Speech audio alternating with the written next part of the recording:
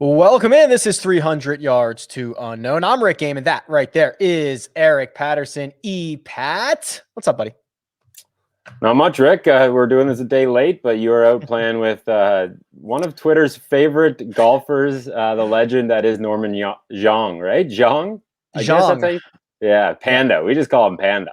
So how did the popularity start? Like, I know it exists, but I don't remember the genesis of it. Well, I think Norman was like either like he won the NCAAs or he was like top ranked out of college. Either he's one of the top amateurs, and then he made his debut, and he was like 500 to 1, and everyone was just loving the fact that they could get this kid. It was just one of those like everyone shiny new toy type of thing, and everyone wanted to be on him. And then some people are still diehard believers, but now he's almost, because he's struggled a little bit on the PGA Tour. Now he's almost like people's kind of joking about him. I remember, I mean, he was probably, so I remember him being kind of as highly touted as Morikawa, but like the year before. I think he's a year older. And it was like, okay, hey, he's going to be the next big thing. It has not turned out that well for him. He's been very candid about that. I think he's now, he's going to play the Mackenzie Tour this summer, which is your tour, EPAT. Yeah, but it's not going to be in Canada. Changed that. Now there's like, it's called the Form Tour, which is now down in the States. But yeah, he's grinding the tours. So I remember this story now. I think Norman's college coach said that he's like the next Tiger Woods, or someone compared him to the next Tiger Woods. And if you just type in Norman Zhang, Tiger Woods, there's like Oregon coach Norman Zhang, best player he's seen since Tiger Woods. Why would you say that? Yeah, why would you put that on a kid? But there's a lot of like, one of golf's can't miss prospects. There's just a lot of chatter about him. But and now he's playing. You got him front with me yesterday. Yeah, he did. I mean, listen, I know it is a completely different story. He was, he's unbelievable. He was flushing it. He was bombing it. He was playing from the tees that were like, okay, so the tees they have set up for the Shriners. We were at TPC Summerlin, where they have it set up for the Shriners. He was like putting it there, but like kind of at the back end of those boxes. Like, I mean, it was the longest possible way he could have played that course. And he flushed it, man. I mean, he was taking on every iron. It was impressive stuff. I know not everything translates to professional golf, and it looks a lot different when you're standing on the tee box with him, but it was impressive, man. Like, and it's the tour sound. It's the tour sound. I think we've talked about just how it sounds different, and it's cliche, but it definitely is true. And it's really hard to be like, because I mean, there's so many great golfers in the world, but it's so different when you see it up close in person. I don't know how it translates to the professional game, but it was really impressive. It was a lot of fun. It was, I don't know, man. It was cool. It was cool. Props to you for posting a video after posting his Norman swing and then yours. And they held up. Not nicely. The same.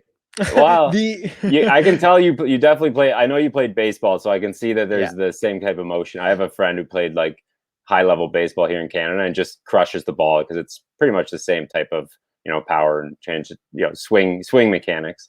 I will say this, game aside, he was the nicest guy I've met in a long time. I mean, he was like, hey, like, do you want some tips? Like, first of all, do you want tips? And I was like, please, like, let's do it. He's like, let's work on this stuff. He's like, do you want me to take a video of you? Like, I mean, it was like, wow. He was just genuinely, like, you get his number. You got to speed dial now. Norman, Coach Norman. You could give him a call. We exchanged numbers. Maybe we'll have him at some point. So it was, I mean, he was like, yeah, this is a really scenic stretch of holes. Like, do you want a video here? And I was like, all right, yeah, sure. Let's do it. And then, so he filmed me on 16. I didn't hit a great one. And he filmed me and he asked again on 17. He's like, do you want me to take another video? And I was like, yeah, like joking. We'll just take one until I hit a good shot. And he goes, ooh, do you have enough battery for that? And I was like, Norman, like, you got me, bud. You guys got the rapport. I'm going to get booted for Norman. Norman's going to be on every week here now. He was the nicest guy. It was a lot of fun. I do got to ask, do you just like hawk the TPC Summerlin tee sheet looking for former pros and then just partnering up as a single? No, I had my tee time. I did not know who I was playing with. I got up there, two guys roll up and they introduced themselves and it's like, hey, I'm Norman. And I'm like, I'm pretty positive that's got to be Norman Chong, because there's no way. First of all, how many Normans are there? How many Normans play golf? And he had like, he didn't have his name on his bag, but it was like a staff bag, like all. And I was like, this has got to be him. And then like 30 seconds later, the other guy introduced him as Norman Chong, and I was like, okay, yeah, that was quick. But like, as soon as I heard it, Vegas is now like a hotspot of tour pros, so you could go down there as a single, and you could be linked up with Morikawa, Kevin Na. You could get all the boys over there. Summerlin they've got like 6, and I'm sure all the TPCs do, like 6 dedicated parking spots to say tour members only.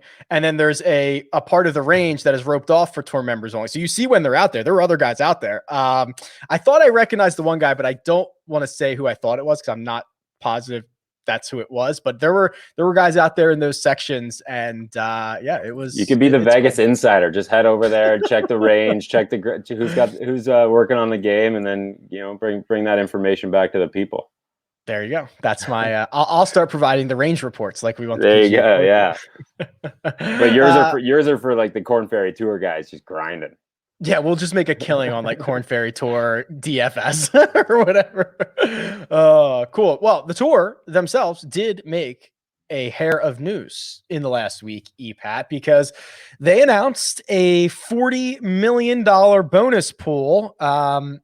What are they calling this? Player Impact Program. Yeah. And this is from Eamon Lynch of Golf Week, who kind of broke this story. And essentially it is a pool of money that will be distributed to the biggest needle movers. Is that how we would describe this? I can't believe they went with that term. Golf related. Of course they have to. I know, but it's just so funny that like, and then everyone's, Tiger is the needle. So everyone's like, well, Tiger just deserves all 40 million. And that's definitely, you can have a conversation around that, but I love the needle movers. It's just a popularity contest is what I see it as.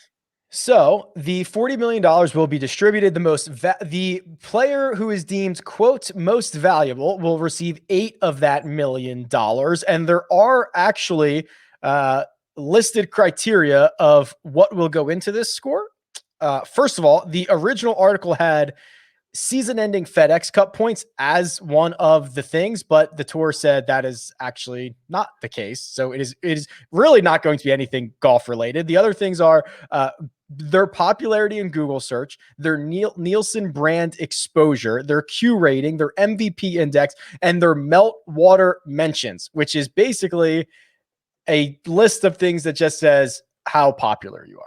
I took this in, and yeah, I don't know any of this. It's all SEO related stuff, and just people, how long are they on TV? How many people are talking about them? And they took out the FedEx Cup, like it was originally as the FedEx Cup, but they took it out, and it's just funny how Fowler is actually outside of that, because he's definitely someone who would be high on this ranking. Obviously, Tiger would be number 1 and should be number 1 until the day he dies. I don't want to say it like that, but it's probably true. And then it's popularity contest. It's weird. I think it's interesting. Do you have any issues with it, or do you understand like why they have it? Or I think that's majorly like why this is important. Like I know Kyle Porter wrote about it, and just it makes sense, but it's strange.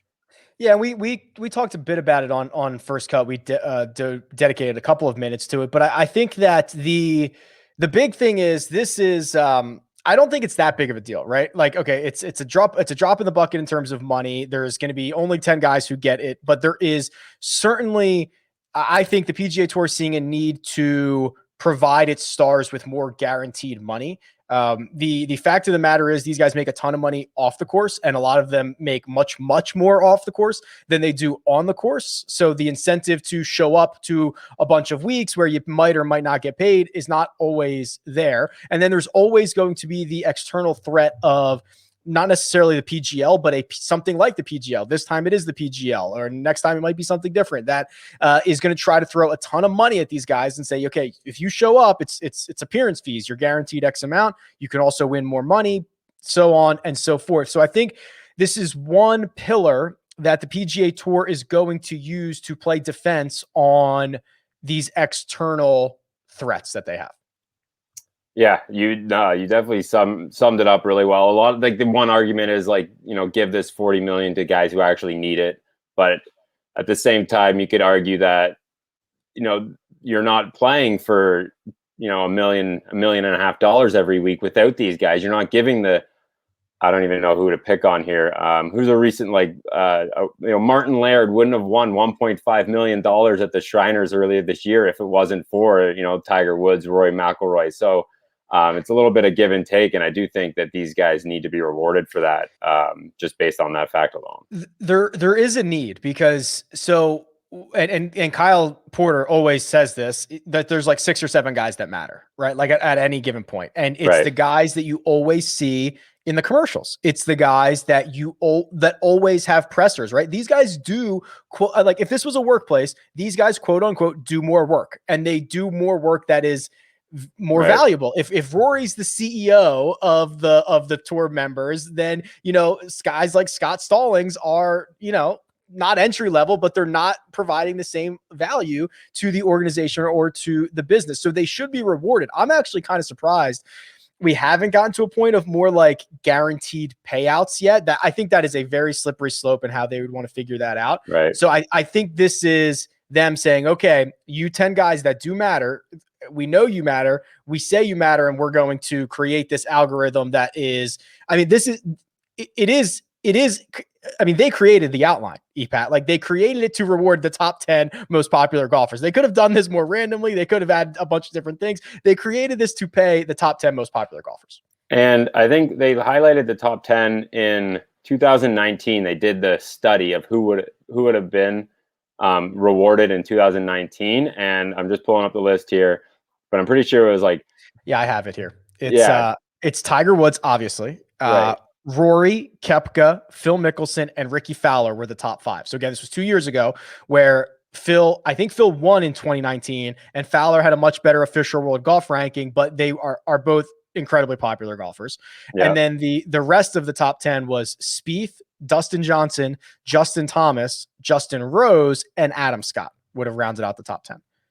And like, you can't tell me that, Rory, even we know the number 1 gets 8 million, but maybe numbers 8 to 10 get 2 million. Like, who is it? Justin Thomas deserves $2 million more than, like, for what he does to the tour than, random dude who's ranked 100th in the FedEx Cup standings. Just, that's how it works. And that's, people tune in to watch these guys, and that just, it is what it is. I think it was definitely needed. I think there's no issues there at all. I do want to highlight something that I found interesting. I got an email from a guy named Matt Seabridge, who works for a SEO company, and they like simulated the results for what would happen in 2021 if they were to do it at the end of this year, what they think the top 10 would be. And so again, Tiger, Rory, Spieth, Fowler. So they're doing it based on like social media following, time on TV. Bubba Watson, he has a popular following. Ian Poulter, Dustin Johnson, Phil Mickelson, Justin Thomas, Justin Rose. Poulter, again, I think maybe they've been highlighting a little too much into like social media following, but at the same time, he's probably pretty popular. He's in UK based as well. Like, you can make the argument worldwide. Correct, worldwide. Yeah. And then at the bottom, and I saw this going around on Twitter because I thought it was pretty funny, but the most eye-catching difference is a quote from the article that I'm reading, is the difference between their top 10 and the top 10 that the tour produced was Adam Scott, because it suggests that maybe he's getting a lot of benefit because he has the exact same name as Adam Scott, the actor. So the tour could be factoring in just, people looking up Adam Scott, and Adam Scott's, people said it might be a negative that he has the same name, but it actually might be a positive that people are just searching Adam Scott and getting the actor instead. If you are just searching for Adam Scott, does he get double the searches, or how does that work? But I mean, and it also, they try to sprinkle in like positive reaction or positive feedback, because, okay, what if a bunch of people are searching Patrick Reed cheats, right? Does Patrick Reed get credit for that? Like, now what? Or like the Justin Thomas situation at the Century with the homophobic slur. Like, that's not necessary. Like, is all press good press? Is that what we're going with here? Is all, like, we're looking up people for the wrong reasons in a way. Like, I just saw Tiger was on the front of like Vanity Fair like one of those like tabloidy magazines. Like, does he get credit for getting in a car accident because, people are searching his name? I mean, Tiger's going to be number 1 regardless, but I don't know where they draw the line or what it goes into it, but I mean, I could see Reed getting up there, especially if he keeps. So could I. I think if he keeps winning or keeps getting himself into controversial situations, one or the other, or both. And then like you see Brooks Koepka coming out, he's challenging Dave Portnoy to a left-handed comp. Like this is right up. This is exactly what the tour wants, and this is what you're going to get rewarded for. They want amplification. So a couple of things off of that. Do you personally now feel that, however small, your tweets and things that you put out there and things that you write may impact the financials of this? Should I be sending a message to someone and asking for a cut? But wouldn't that be true? You are in the media. You create things that go on the score.com. People search them. People read them. You're tweeting them out as they're getting shared. Aren't what you're creating going into the algorithm, going into the calculation for the amounts that these guys are getting paid? I think they definitely are. And just newsmakers in general will get paid more. That's why Bryson's going to be a no-brainer top 10, because you talk about him every week. Every week he tees it up. He has a story and people tune in to watch him. So like, it's not going to, I think, it's hard. There's no way I'm changing any of the, what we write or the strategy we write. Like news is news. And now they're just going to get rewarded for being in the news, I guess is the way to put it. It makes a ton of sense to me. I don't see any issues with it. Obviously, there's going to be guys who are going to try to get in the top 10. I think we've seen some of that maybe a little bit already, which is something I'm going to have a great time making fun of on the internet is these go-hards who are going to go over the top and try to come up with content or be engaging with fans. It's going to just kind of fall flat on their face. Okay, so that's the next question is, will these guys take it seriously and try to be, okay, Brooks Koepka goes after Dave Portnoy. He's going to try to enlist the Barstool brand here. These are they going to take it more seriously, and who takes it more seriously? Because realistically, if you're Scott Stallings, there is probably nothing you're going to do on social that is going to bust you into the top 10 here. But if you are a Brooks Koepka, if you are a guy... You went for Scott Stallings, who has like a history of maybe PED use, which is, he could just start firing up those again and he might get in the news cycle. If you're like top 15 in this and you're thinking, wow, I can either get into the top 10, make myself a couple $1 million, or, hey, I'm 9th-ish. Why don't I go and see if I can be number 1 and get an extra 8 million? Like, will this actually impact player conduct, or will it just be a way to reward the ones who are already doing what they're doing? I think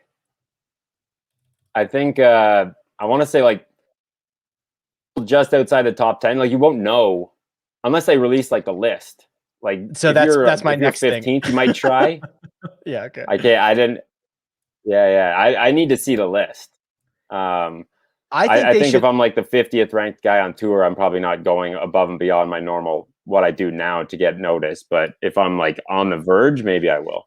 I think that they should have it on the PGA Tour's website underneath stats. I think it should be a running tally, whatever the calculation is, whatever it is. Like, I want to see the every week or every whatever, the list, whatever score we come up with, the PIP score, right? Give us the PIP score.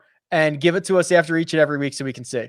And we can, and then that would be fantastic. Because then when Billy Horschel's 12 and he releases a photo of himself on an album cover as Outcast or whatever, we can be like, oh, Billy's trying to make a move into the top 10. Like, it's just like a live stock market. And now his PIP score is actually going down. It's backfired, and now he's that would be great. And then you get a Bryson 4-minute video of him working out. And again, I don't know what that does for the brand that is Bryson, but I think guys are gonna definitely take notice. But I also do think the top 10 is there's probably like 12 guys in the running for it every year. So whether you're those top 12 or you're not, and maybe the only way to get inside those top 12s is win a bunch of tournaments and become a star.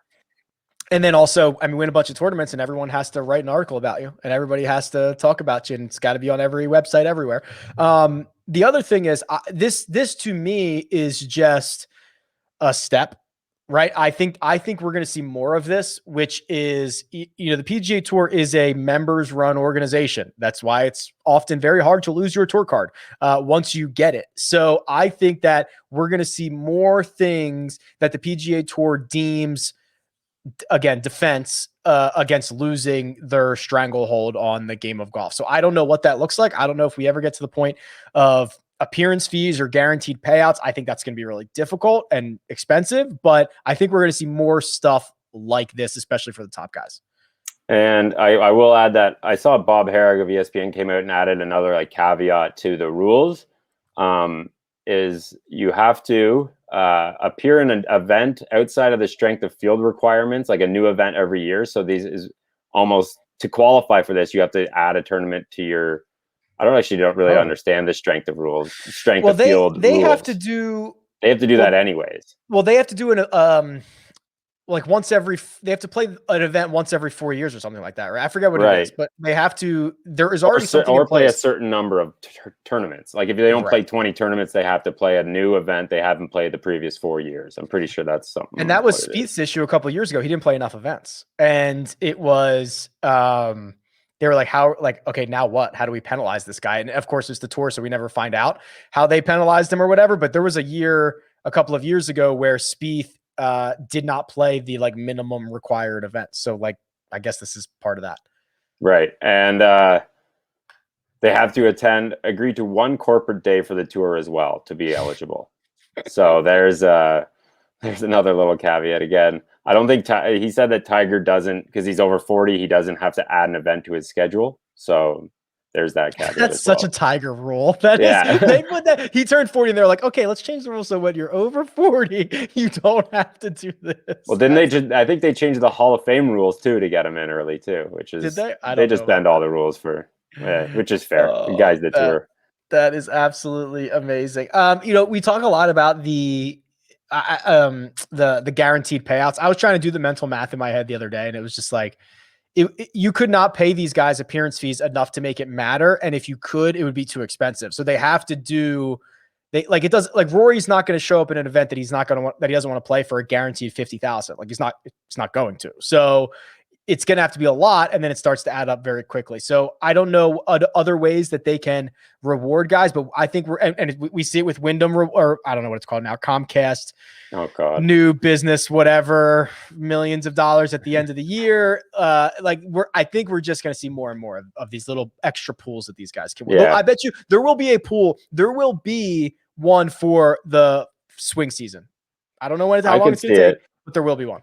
There should be one for the swing season, and that's just good for the whole sport in general. You don't have major big time names skipping a few months at a time, and then it's more lucrative for the guys that do play in that.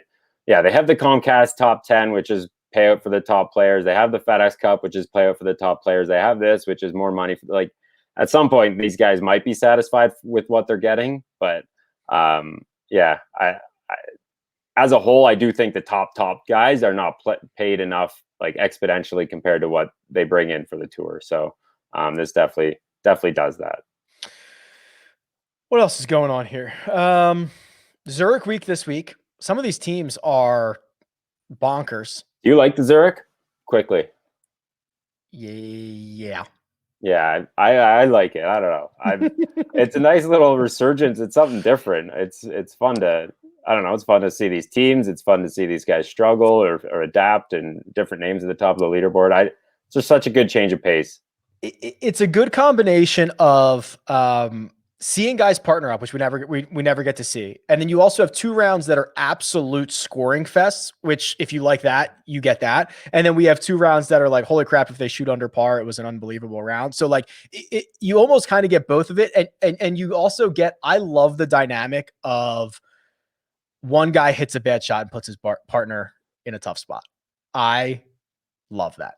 Yeah, I don't know if we want to pick on him right now, but the Matthew Wolff Colin Morikawa pairing, surprisingly, brutal. Well, not surprisingly, given the way how Wolff's been struggling. 77 today, 3rd to last. I'm actually, in hindsight, I'm very surprised that these two went out to get for someone like Wolff who's struggling to find his groove. The last format you want to play is alternate shot. Just don't even think about playing alternate shot when you can't find it off the tee. I saw he was 3 off. He put the front 9. He was hitting it out of bounds. Just really struggling. So it's crazy to see the spots they put their partners in, and you got to feel like I saw one Patty Perez like 3-putted from, he missed like a 3-footer or a 2-footer. Like that must be gut wrenching for him. Like, he's letting his partner down. There's a lot of extra pressure. It seems like like they're going out there having a good time, but when they're struggling, it must suck. The Matthew Wolff thing is kind of crazy. So let's just recap his young career so far, right? So he goes out and he wins the 3M Open. That was I don't know. He didn't have many starts before that. He wins the 3M Open, and we're like, okay, here it is. The kid has arrived. He's on the scene. Then he goes basically a year without a top 10 until he finished runner up to Bryson at the Rocket Mortgage. And then after that, he was awesome. He had a top 5 at the PGA Championship. He had those a runner up at the US Open. He played well at Shriners again. And then since his T2 at Shriners, he's been horrible. And not only in results, but like his best weapon, the driver, is unbelievably bad. Like what is happening? It's insane. Yeah, I didn't realize the peaks and valleys of this career. Like starts out, wins his third start as a pro, and then goes down the gutter, and then comes back up, and then now he's back in the tank. Like the DQ at the Masters, that rubs me the wrong way. Like you're at the Masters, make sure I don't know. Signed the wrong card, right? You signed the wrong card at the most prestigious. Like there's something about, I don't know, that just bothered me after. And then what has he got? Like he's got a DQ and 2 withdrawals in his last 6 events, which is something's going on there. That's more than just the swing mechanics. There's like, obviously he's been battling an injury, but to get disqualified is super unprofessional, especially at the Masters.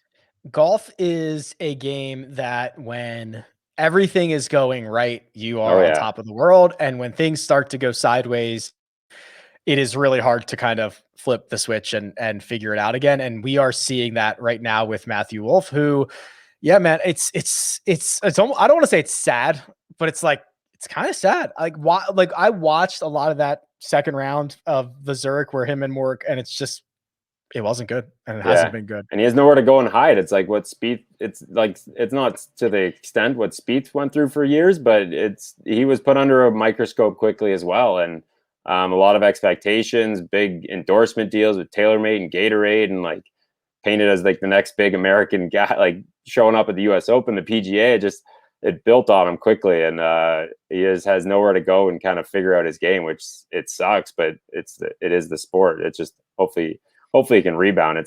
But I mean, he's shown it before. I think like a flick of the switch and he could come right back if he just finds some confidence. He did it. He's done it before. He's only 22. Guy's born in 1999. Like he's younger than all these guys who we're calling young on the tour. Like Zalatoris, he's like 2 years younger than Zalatoris, and he's younger than all these guys. So he probably should still be in university. I don't even know the age range anymore, but he definitely should be maybe in his senior year or junior year of college, which is crazy. If he's he's 22, is that what you said? Yeah, he'd be like a senior. The as of right now, so this could shuffle, but the only teams they will beat this week are Kirat Affie Rat and Arjun Atwal. That's one team, and the other team is Martin Trainer and James Hahn. And we know Martin Trainer has like, I mean, actually, he made like 2 cuts in a row a couple of weeks ago, but he's missed like out of 27 of 29 cuts, something outrageous, maybe more than that. So that's where we're at. Trainer. Someone wrote an article about it. I didn't read it, but like Trainer, he is someone again. He won and he's in this slump, and I can't imagine his game in an alternate shot format. But I clicked up one shot on Shot Tracker, and he's putting his partner on the other side of the pond, which is just summarizes what alternate shot's all about. The other guy was Nick Watney, who had missed 12 cuts in a row, made an ace this morning. And I got that alert, and I was like, are you joking me? Hole-in-one and alternate shot is, that's nice. That was their only hole under par. They shot a 2 over 74. They had his ace and 4 bogeys on the cart. Man, I could do 4 rounds of alternate shot in this. If they didn't want to do alternate shot the whole week, it would be a grind, but it would be fun. These guys would be at each other's throats if they played 4 rounds. The good thing is, I'm pretty sure the first year they did this, they had it the opposite way, where alternate shot was the first and third rounds, and best ball was second and fourth, and they Yeah, got they it did. right. They got it right, and they switched it, and now it's got to be alternate shot on Sunday, which is where that's the good stuff right there. I always like thought they'd want, but I guess they want the scores on moving day Saturday when it's a little bit easier, and then you got to grind it out on the Sunday. But then if you had best ball on Sunday, there's just an absolute boat race, and whoever shoots 61, there's probably not as much movement on the final round when everyone's shooting, 6 to 9 under. And you know what's probably the real reason they did it? It's probably a lot harder to broadcast best ball when there are now 15 teams that could shoot a 59 and ruin this thing. But there's going to be a lot less movement. There's going to be a lot less movement in alternate shot, and there's probably only a handful of teams at the top. I bet you I don't know who has it this week, CBS, who I should probably not talk shit on, and I don't know who has it this week, but I bet you there was a conversation like, hey, let's switch this up. Best ball's really hard to broadcast. Yeah, no, that's definitely what it is. You're thinking there for sure. Yeah, alternate shot's a little easier to figure out, but I'm a fan of this event. I can give it some life. I'm already cringing at the walk-up music for the weekend. I thought they did away with that, but it's apparently returned, and we're gonna have to suffer through some bad videos.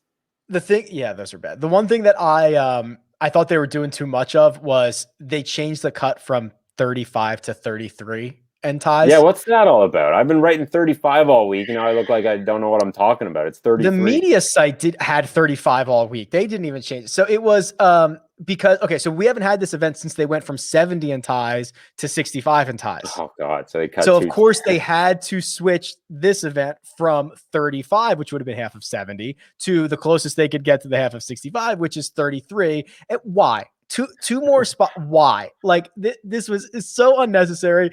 Everybody was saying the wrong thing all week. This was stupid. Now it's gonna end up right at T30, whatever, T33, and it's gonna be like 16. It's gonna be T34 or whatever. Yeah, it's gonna way she goes. Exactly, 34 teams. All right, Epat. Anything else you want to talk about before we get out of here? No, I'm good. I think we covered it. I think the main news is obviously the PIP. It's gonna be fun to watch it unfold. The PIP rankings, but I do think your idea of putting on the PGA Tour stat page definitely needs to be done. But I think we know with the transparency that already exists, is we will never see the actual ranking. No. We probably won't even know what number 2 gets paid until someone spills the beans on that. But exactly. We'll never know. We'll never know. But that's how we'll leave this. That right there is Eric Patterson. You can find his work not only on The Score, but you can find him on Twitter at @EPatGolf. You can find me at RickRunGood. This has been 300 Yards to Unknown, and we'll catch you next time.